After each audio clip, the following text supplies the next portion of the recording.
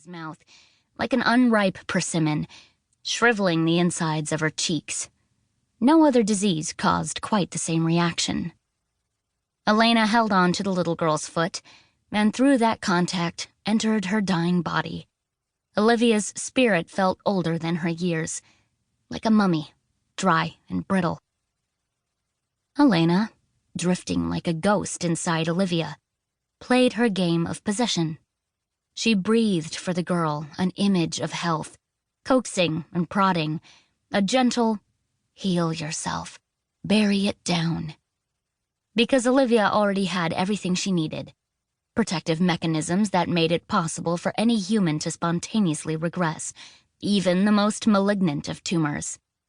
Natural human capabilities were a wondrous thing, but only if the body woke long enough to use them.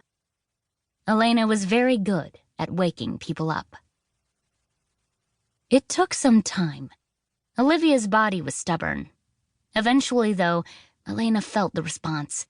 A subtle twist, a gathering of strength around the cancer in the child's brain. Little teeth gnawing away at the tumor. No more swelling after today. The girl would live longer than a week, longer than 2, and in 3, after exceeding everyone's expectations, after the death watch had grown tiresome, the doctors would perform another scan and discover the dying tumor, the healing brain, the happy child. Elena fled back to her body. Sounds returned, the nurses chattering softly in the hall outside Olivia's room, the click and beep of essential instruments, the squeal of stretcher wheels. She imagined the girl looked better already. There was pink in her cheeks. Elena never heard the men enter the room.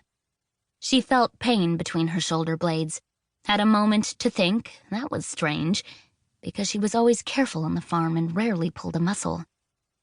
And then she started falling, and it was impossible to stop, to hold on, to keep upright. Hands caught her, rough, strong hands, lifting her off the ground. Her throat felt paralyzed. She saw white coats, hard eyes. Oh no, she thought, lucid enough to feel fear. They finally found me. Elena was carried away. Chapter 1.